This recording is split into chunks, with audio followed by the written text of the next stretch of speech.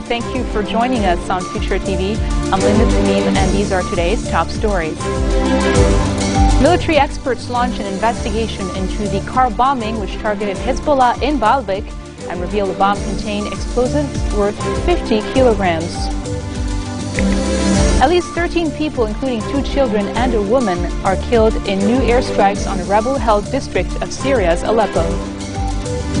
And 26 people are killed and 130 are wounded in fierce battles in South Sudan's capital, Juba. Several people were injured at dawn in a car bombing that targeted Hezbollah in its stronghold in the eastern district of Baalbek. The national news agency says the Grand Cherokee was on the road between the towns of Sbuba and Wadi Abu Musa that lead to Hrabda when a Hezbollah checkpoint opened fire on it.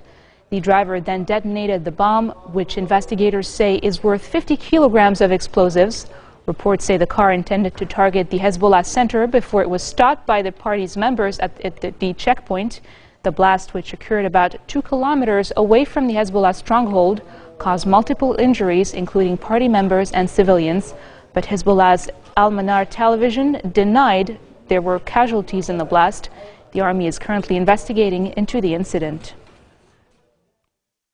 Lebanese forces leader Samir Geagea launches a vehement attack on Hezbollah, saying the party's military involvement in Syria has promoted terrorism in Lebanon. Geagea says those who took unilateral decisions brought suicide bombers to Lebanon after they went to fight in Syria, in reference to the recent wave of suicide attacks in the country. His remarks came during a ceremony in honor of 2 prominent Lebanese media figures, the late Pierre Sadeh and Nasir al-Assad. Geagea added that March 8's attitude and its decisions of war and peace, use of weapons domestically and fighting in Syria is what fueled the wave of takfirism in Lebanon. The Lebanese army is taking stricter security measures in and around the southern city of Sidon following 2 suicide attacks against the military late on Sunday. Concrete blocks were put up at the main entrances of Sidon, as well as inner overpasses and bridges that link the city with the coastal highway. Meanwhile, the army continued a huge manhunt for suspects in Sunday's attack on a military checkpoint at the Awali River Bridge. No arrests have been made so far. A fire that broke out in the live news studio of Lebanon's MTV television channel early this morning is now extinguished. Security sources say the firefighters contained the fire on the first floor of the building in Nakaj, north of Beirut, about an hour after it started at 2 a.m. this morning. They said no one was hurt. However, the newsroom that provides live coverage is totally devastated by the fire. Former Public Works and Transport Minister Ghazi Al-Aridi has informed President Michel Sleiman about his intention to resign, despite his failure to mention the matter to his fellows at the Progressive Socialist Party. Al-Jamhuriya newspaper says Aridi informed Sleiman about his move after the financial prosecutor, Judge Ali Ibrahim, summoned him over a corruption scandal, prompting the president to voice his consensus over the matter. PSP sources told Al-Jamhuriya that Aridi's decision came as a surprise to everyone in the party, as the resigned minister didn't inform any of his fellows at the party about his decision. On Monday, Aridi announced his resignation from the cabinet during a press conference, adding he will take a break from politics. Head of PSP MP Walid Jumblat later rejected Aridi's decision. The United Nations Security Council has condemned the recent shooting on the Israeli-Lebanese border that led to the killing of an Israeli soldier and raised tensions in the area. Lebanon has attempted to defuse tensions with the Jewish state following the weekend shooting along the border. The Lebanese army says the shooting in the border area of Ras Naoura Sunday night resulted from an individual action by a soldier, a claim which was backed by the UNIFIL. The Security Council said it looked forward to the completion of UNIFIL and Lebanese investigations into the incident. UN Secretary General Ban Ki-moon says the complicated situation in Lebanon is exacerbated by the pressure of Syrian refugees fleeing the fighting in their country. Ban's comments came during his year-end press conference in New York City, where he told reporters that he has been discussing this matter with President Michel Sleiman and Prime Minister Najib Mikati. UNHCR senior regional spokesman Peter Kessler says at least 120,000 Syrians seek shelter in Lebanon, Jordan, Turkey and Iraq every month. Lebanon has been particularly hard hit because the government kept the borders open and no formal refugee camps have been established. Ban warned that the number of refugees may reach soon 1 million in Lebanon alone and promised to back the international support group for Lebanon. That we must have cessation of hostilities before we begin political dialogue on Syria in Geneva.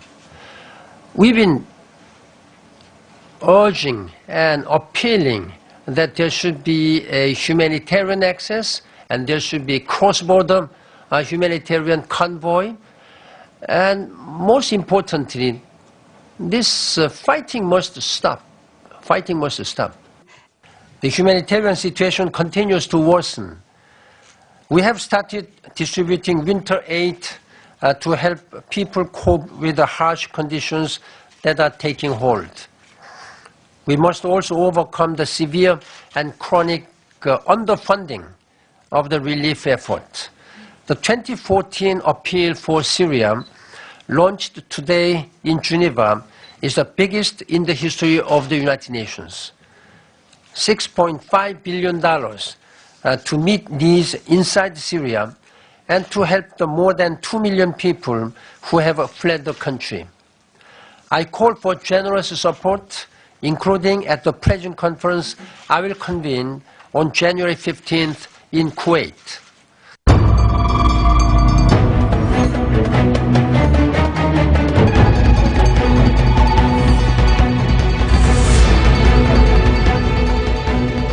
At least 13 people have been killed in new airstrikes on a rebel-held district of Syria's city of Aleppo. The Syrian Observatory for Human Rights says it was the third straight day of air raids on the eastern Shahad neighborhood of the city, Syria's commercial hub, before a rebel offensive in July last year made it a key battleground in the conflict. 2 children and a woman were also among the dead. The new raids came after airstrikes on rebel-held areas of Aleppo on Sunday killed 76 people, among them 28 children. Strikes on Monday killed a further 10 civilians, among them 4 children. The UN says the long-delayed Geneva II peace conference for Syria will open in the Swiss lakeside town of Montreux because of a lack of hotel space in Geneva.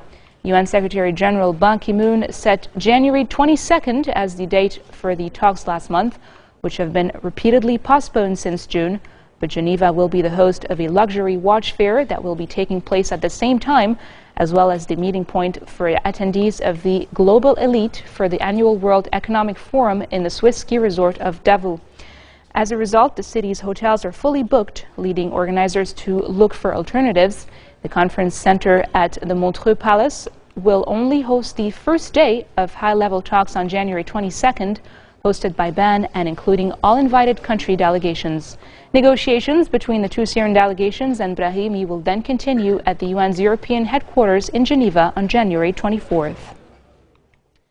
The global chemical weapons watchdog is set to approve a definitive plan for ridding Syria of its declared stockpile of toxic chemicals in just over 6 months. The Organization for the Prohibition of Chemical Weapons has drawn up a timeline for the destruction of Syria's poison gas and nerve agent program by mid-2014.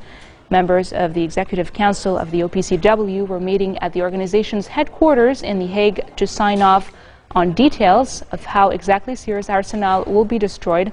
Different nations made public their offers to help the missions. The most toxic chemicals are to be destroyed on a U.S. ship, which is equipped with technology that can largely neutralize them. Denmark and Norway are providing ships to transport the chemicals out of Syria, and more than 36 private companies have offered to destroy less toxic chemicals. U.S. Secretary of State John Kerry says it is possible the United States will meet with a newly formed Syrian rebel alliance that wants to replace the regime with an Islamic State. 6 opposition groups came together last month to form the Islamic Front, which now represents Syria's largest armed opposition grouping, some tens of thousands of fighters opposed to President Bashar al-Assad. Last week, the front overran the northern headquarters and 2 warehouses belonging to the U.S.-backed Syrian Free Army, causing Washington to cut off non-lethal aid to the main secular military opposition in the north. And coming up next, Indian leaders boycott U.S. congressional delegation and initiate retaliatory steps over arrest of diplomat in New York. That and more after the break.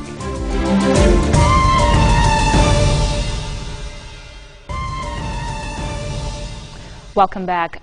26 people are killed and 130 are wounded in fierce battles in South Sudan's capital, Juba, as troops loyal to the president fight off an alleged coup in the world's youngest nation. The continued gunfire, including firing of heavy weapons, resumed early this morning as terrified residents barricaded themselves in their homes or attempted to flee the city. South Sudan's President Salva Kiir has accused groups loyal to his arch-rival, former Vice President Riek Machar, who was sacked from the government in July, for attempting a coup, adding that his troops were in full control of the security situations and imposed an overnight curfew on the city. The arrest of an Indian diplomat in New York City on visa fraud charges causes a diplomatic row as the Indian foreign minister protests the woman's treatment as an indignity. India's foreign minister Salman Khurshid expressed disquiet over the arrest, adding that the way India's deputy consul general in New York, Devyani Khobagrade, has been treated in the U.S. is, quote, completely unacceptable. Khobagrade was charged last week with making false statements and visa fraud on an application for her housekeeper to work for her in the United States. The 39-year-old diplomat was arrested last Thursday while dropping her daughter off at school. She pleaded not guilty and was freed on a $250,000 US bail. Indian officials said the government was considering the next step it will take to quickly resolve the matter. And now for news around the world in brief. Angela Merkel is re-elected as Chancellor for a third term in Germany. Merkel was re-elected by 462 members of the Bundestag lower house of parliament, with 150 voting against and 9 abstentions. She is due to address Parliament on Wednesday and travel to Paris for talks with President François Hollande the same day, ahead of an EU summit at the end of the week. Pope Francis celebrates his 77th birthday today.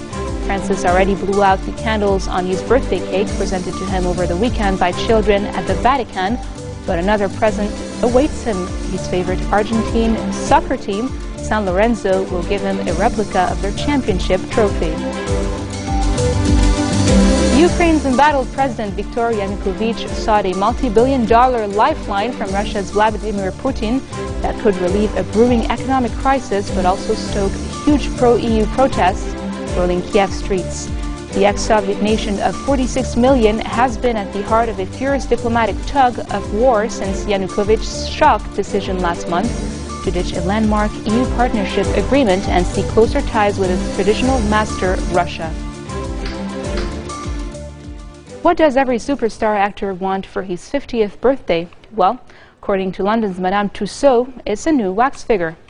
To honor Brad Pitt's 50th birthday tomorrow, the Fight Club star will be getting a new wax figure at the London tourist attraction, and to avoid any arguments in the household, his partner Angelina Jolie will also be getting a new glammed-up figure of her own. The figures are both dressed in glamorous red carpet attire, Pitt in a black suit and tie, and Jolie in a long satin blue evening gown with a thigh-length split. We're here today because we've introduced brand new figures of both Brad Pitt and Angelina Jolie, just ahead of Brad Pitt's 50th birthday, which he'll celebrate tomorrow on the 18th of December. And well, the last figures that we had of Brad Pitt and Angelina Jolie were actually created 8 years ago, and we want to take this opportunity with Brad's 50th birthday to introduce new figures and give them a bit of a refresh and dress them in some new clothes that really capture that moment when you see them on the red carpet. We've looked at hundreds and thousands of pictures of how Angelina poses on the red carpet, and when she posed very iconically a couple of years ago, that's something that we wanted to draw inspiration with the figure that we have here. We've kept both Brad Pitt and Angelina Jolie fully up to date on our plans for their figures, and I can only hope that in some point in the future they'll visit the attraction and hopefully are pleased with the results.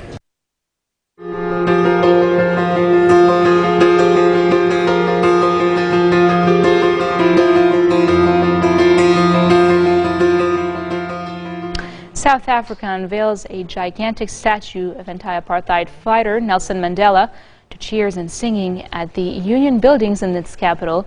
The mood was joyous in Pretoria as a military band played and fighter jets flew overhead to honor Mandela after 10 years of mourning over his death. President Jacob Zuma presided over the unveiling, which preceded a party in celebration of the Day of Reconciliation, a national holiday in South Africa. The statue stands on the grounds of the Union Buildings, where Mandela delivered his inaugural speech after becoming South Africa's first black president in 1994. And on that note, we end our bulletin for today. Now for a reminder of our headlines. Military experts launch an investigation into the car bombing which targeted a Hezbollah stronghold in Baalbek and revealed the bomb contained explosives worth 50 kilograms. At least 13 people, including 2 children and a woman, are killed in new airstrikes on the rebel-held district of Syria's Aleppo. And finally, 26 people are killed and 130 are wounded in fierce battles in South Sudan's capital of Juba. Those are your Tuesday headlines from Future Television. Live from Beirut, I'm Linda Tamim, wishing you all a very nice evening.